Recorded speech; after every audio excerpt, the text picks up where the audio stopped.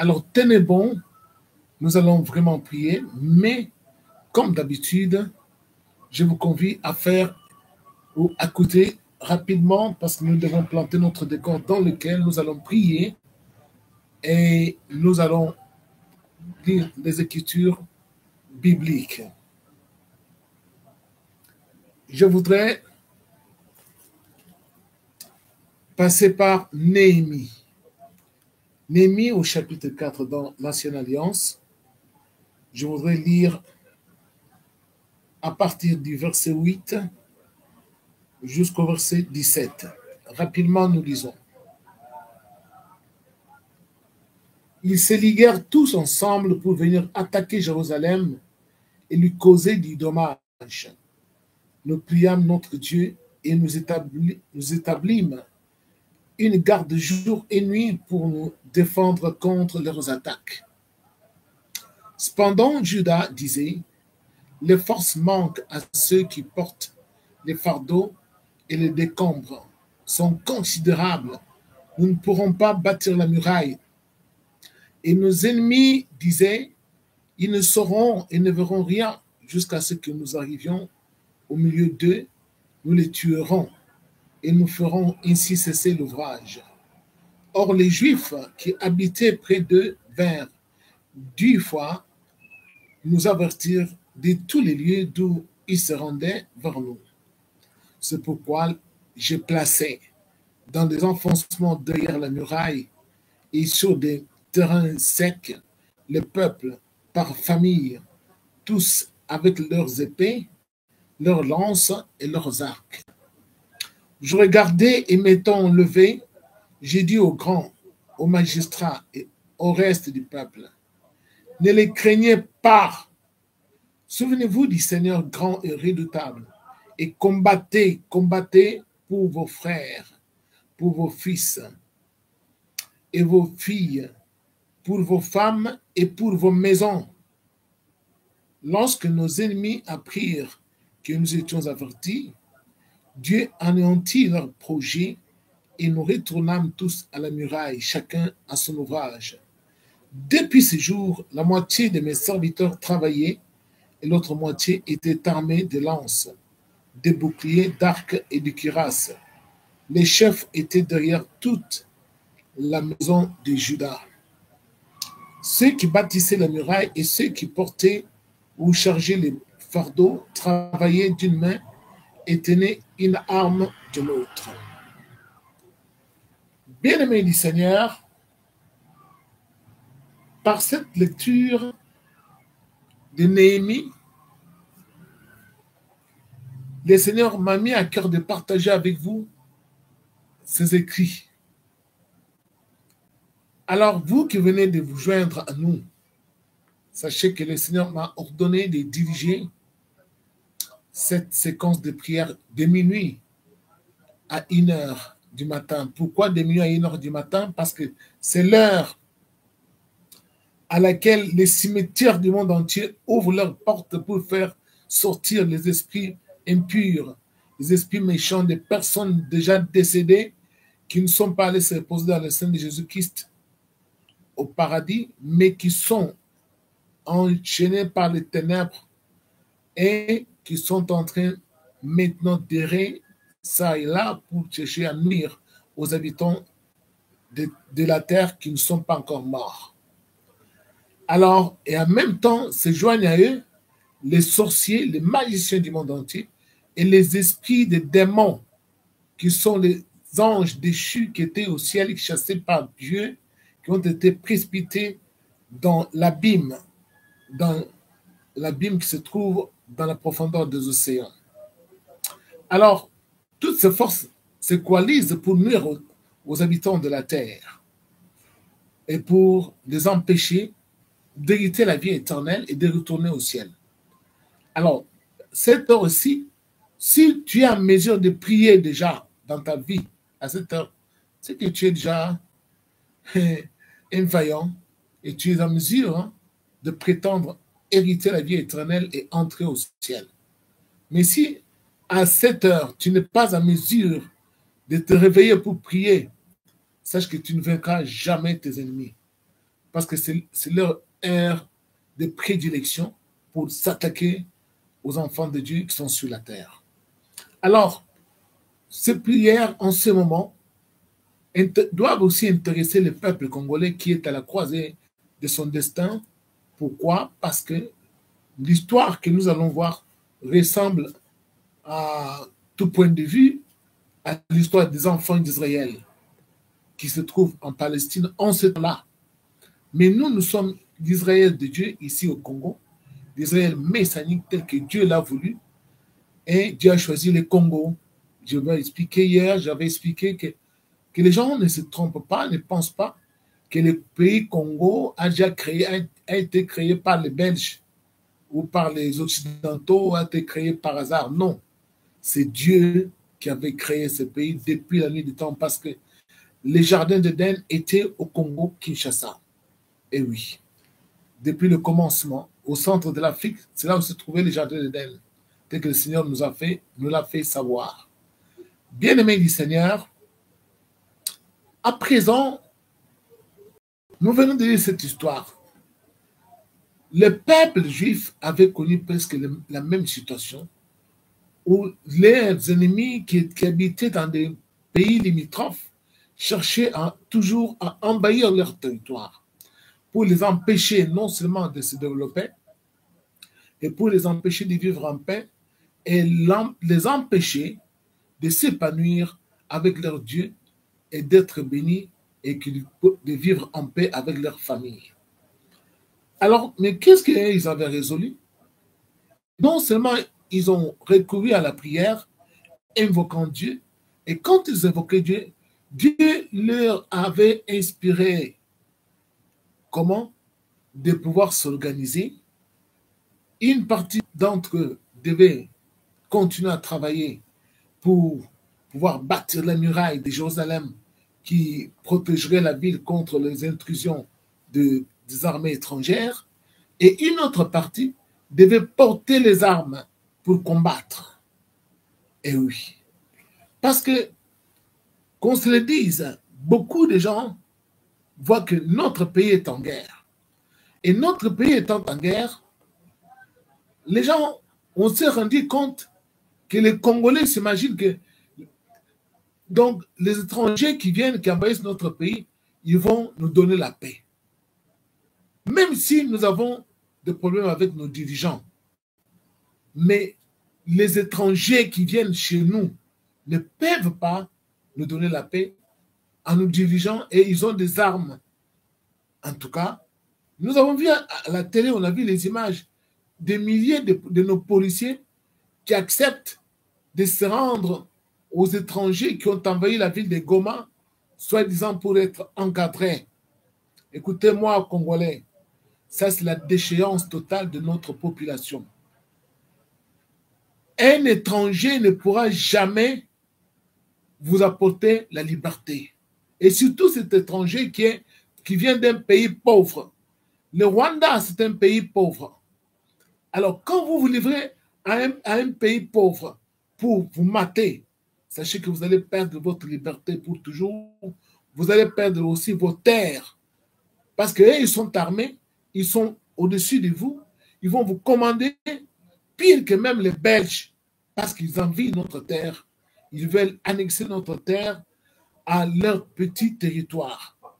Alors, écoutez-moi, vous qui avez fait cela, Dieu m'envoie vous dire ceci, que c'est une trahison à votre patrie, parce que aucune nation sur cette terre n'a été libérée par des étrangers si nous-mêmes, nous ne levons pas pour libérer notre territoire. C'est pourquoi nous devons tout faire pour que nous puissions nous tenir debout, pour défendre notre pays, combattre. Vous avez entendu là-bas, Néhémie dit, nous devons combattre. Eh bien, les Congolais, nous devons combattre. Nous devons combattre. Nous devons donner nos enfants pour aller combattre l'ennemi et le sortir hors de notre territoire. Il y a ceux qui ont peur.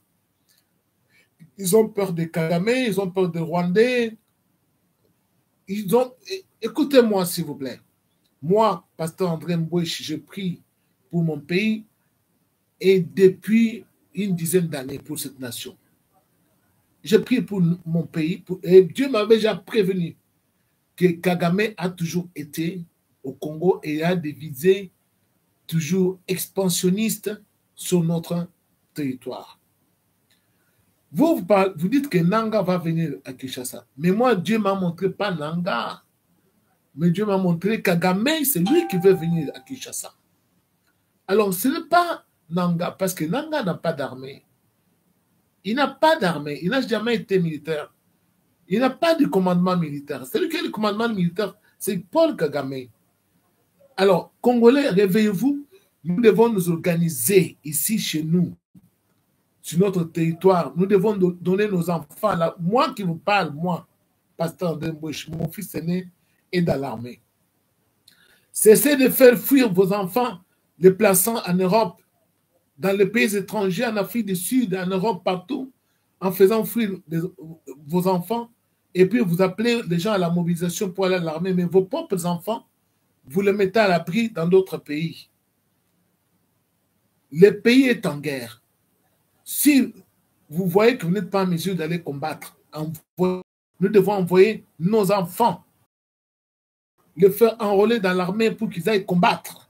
Parce qu'il en dépend de notre survie en tant que peuple. Regardez ce qui se passe à Goma. Combien de nos frères ont été violentés dans leur quiétude, dans leur maison. On leur a ravi des véhicules et tous ces véhicules, on les amène destination Rwanda. Alors, allez-vous accepter que ces gens qui sont en train, qui disent libérer notre pays, ils sont en train de massacrer nos frères en leur arrachant des véhicules. Et pas tellement longtemps, ils vont commencer à les expulser des maisons. Et vous acceptez que ce sont des libérateurs? Raisonnez un peu. Dieu, nous prions. Dieu, il est le Seigneur des armées. Même si nous invoquons le Seigneur, mais ce n'est pas le Seigneur qui doit venir combattre à notre place. Il est en mesure d'exterminer ces gens. Mais le terrain sera occupé par qui? Même quand Israël devait aller à la guerre, Dieu leur disait, dans cette histoire, allez vous présenter. Moi, je veux combattre, mais vous présentez-vous. Même les poltrons de Gédéon qui avaient peur, quand vous lisez dans les livres des juges, il n'y avait pas plus poltron que Gédéon. Mais Dieu lui avait dit, présente-toi seulement. Moi, je combattrai. Mais quand nous regardons comment nos militaires fuient, ils jettent les armes, les tenues, et ils fuient devant l'ennemi. Et les envahisseurs entrent facilement dans les villes sans combattre. Qu'est-ce qui est difficile? De creuser des trous de fusiliers ou quoi? Sans combattre, sans même le temps d'une embuscade. Et vous pensez que ces gens-là, ils vont nous apporter la joie, le bonheur et la paix? Souvenez-vous que le Rwanda est au pays depuis la guerre de Afdel. Le Rwanda n'a jamais quitté notre pays. Depuis l'entrée de Afdel au Congo avec Laurent Désiré Kabila, le Rwanda et Paul Kagame est resté au Congo jusqu'aujourd'hui. Et qu'est-ce qui en est advenu? Des guerres successives. Et ça n'a jamais pris fin. L'Est a toujours été insécurisé. Bien-aimé du Seigneur, il est grand temps que le peuple congolais se tienne debout. Nous allons prier le Seigneur. Nous prions Dieu pour que le Seigneur nous donne la force, le courage, la vaillance, l'intelligence de bouter hors de notre territoire ces envahisseurs. Mais nous devons fournir à l'armée nos enfants. J'essaie de faire fuir vos enfants dans les pays étrangers et vous appelez les enfants des autres pour aller à l'armée. Nous tous, nous devons apporter notre contribution. Nos enfants que nous avons mis au monde doivent aller pour combattre. Parce que ces gens-là viennent pour occuper nos terres. Ils viennent pour nous diriger sur notre propre territoire. Nous devons combattre. C'est par les combats que nous allons libérer. N'attendons pas la libération, je ne sais pas, de Poutine, je ne sais pas, même ceux qui sont allés les troupes Wagner, les troupes Wagner ne sont pas allées seules avec la Russie. Il y avait toujours les nationaux qui combattaient avec eux. Mais quand il s'agit de nous, nos militaires jettent les armes et ils ne veulent pas combattre. Et vous croyez qu'un étranger va vous apporter la liberté? Qui vous a trompé? Réveillez-vous, bien-aimés du Seigneur, et croyez-moi, le Seigneur m'a dit de vous apporter ce message, que nous devons combattre pour nos enfants, pour nos fils, nos filles, pour nos femmes et pour nos maisons. C'est notre terre que Dieu nous a donnée. Dieu nous a donné cette terre. Alors, moi, je suis pasteur. Ne dites pas que Jésus-Christ a dit que vous devez donner la joue gauche et la joue droite. Non, non, non, non, non, non. Ce n'est pas ça. Jésus n'a pas dit que laissez-vous massacrer, tout ça, non. L'homme doit s'organiser pour prendre autorité sur tout ce qui est autour de lui et dominer sur les pans de la terre que Dieu lui a donné. C'est ça la parole de Dieu. Et protéger cela. Écoutez-moi, mes chers frères, ne vous trompez pas que voici, on va nous apporter la paix va venir de Rwanda et nous attendons seulement dans nos maisons et quand ils vont arriver, il faut qu'on se cache dans nos maisons et ils vont nous apporter la paix. Pas de question. Mettez-vous en tête que s'ils viennent à Kinshasa, nous devons tous sortir de nos maisons pour les affronter. Congolais, réveillez-vous. S'ils osent s'attaquer à Kinshasa, ne vous enfermez pas dans vos maisons en disant que vous aurez la paix. S'ils viennent à Kinshasa, nous devons tous sortir pour les affronter. Tous. Écoutez-moi ça. S'ils viennent à Kinshasa, on ne va pas s'enfermer dans nos maisons. Qu'on ne vous trompe pas que non, pour éviter les bains de sang, laissez-les entrer, après on va négocier. Pas question. Dès qu'ils mettent pied, ils veulent entrer à Kinshasa, hommes, femmes, tous, vieillards, jeunes et grands, on sort pour les affronter. Qu'ils osent venir, on va les affronter, on va les exterminer ici à Kinshasa. Alors, écoutez-moi bien, bien-aimés du Seigneur. N'ayez pas peur, n'ayez pas peur. Le Seigneur est avec nous parce que notre cause est juste. Nous n'avons pas envahi le Rwanda. Il parle des FDLR que nous soutenons chez nous. Mais depuis leur génocide chez eux là-bas, FDLR n'a jamais attaqué le Rwanda sur son territoire. Donc c'est un prétexte. Ils sont en train d'exploiter nos minerais. Entre-temps, ils sont devenus les premiers producteurs de l'or et les premiers producteurs de coltan, de castérite. Alors c'est ça vraiment la guerre de libération qu'ils nous ont apportée. Bien-aimés, écoutez-moi. Ne craignez pas. Regardez-moi là. Regardez-moi. Le Seigneur est avec moi. Et je vous l'ai prouvé à maintes reprises. C'est lui qui m'envoie de vous dire ça.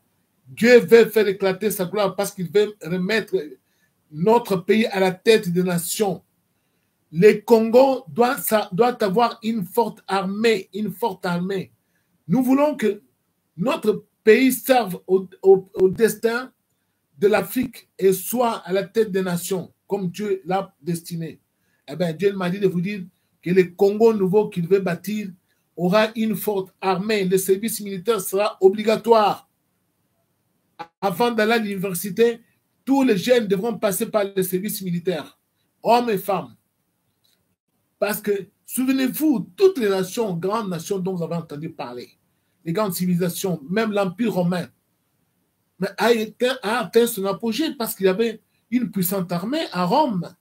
C'est pourquoi ils ont conquis des grands territoires, des grandes étendues, des territoires européens, asiatiques, africains. Donc, pourquoi ils ont fait cela? Parce qu'ils avaient une puissante armée. Sans une armée, vous ne pouvez pas exercer votre domination. Le Congo doit avoir une puissante armée, bien organisée, bien structurée. C'est Dieu qui veut cela pour pouvoir être respecté par ces pays, par tous ces pays limitrophes qui nous entourent, qui envient nos richesses. Et nous devons exercer une domination sur tous ces pays frontaliers. Et pour cela, il faut une puissante armée, bien structurée. Écoutez-moi, c'est Dieu qui m'envoie vous dire cela. Réveillez-vous. Nous prions, nous allons demander pardon à cause de nos erreurs, à cause de nos péchés que nous avons commis devant Dieu, à cause de nos abominations. Mais sachez que Dieu demande que nous puissions nous lever pour défendre notre patrie. Et il sera avec nous quand nous allons marcher. Pas en nous cachant dans les maisons, pas en fuyant devant les ennemis, en jetant les armes. Non. Mais quand nous allons nous lever pour défendre notre patrie, parce que nous ne sommes pas allés provoquer le Rwanda, mais nous sommes chez nous. Alors, personne ne doit venir chez nous pour nous déloger de nos maisons, pour nous tuer devant nos enfants. Regardez comment les jeunes sont tués là-bas.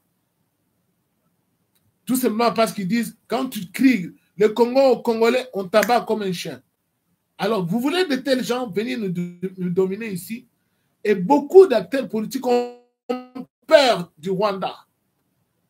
N'ayez pas peur d'un homme. Ayez peur plutôt de Dieu. N'ayez pas peur de Kagame. Kagame, c'est un être humain. Un instrument dans les mains de Dieu, dont Dieu se sert pour punir parfois les rebelles, les récalcitrants. Mais Dieu ne lui a pas donné le pouvoir de tuer les enfants de Dieu et les justes qui craignent Dieu. Moi, je vais rester dans ce pays ici. Avec mes enfants, nous allons faire ces gens-là. Et Kagame ne pourra pas me tuer moi, parce que moi, je ne suis pas redevable à Kagame et je n'ai commis aucun tort dans ce pays. Je n'ai jamais répandu le sang d'un Congolais depuis ma jeunesse. Je n'ai aucun compte à rendre au diable.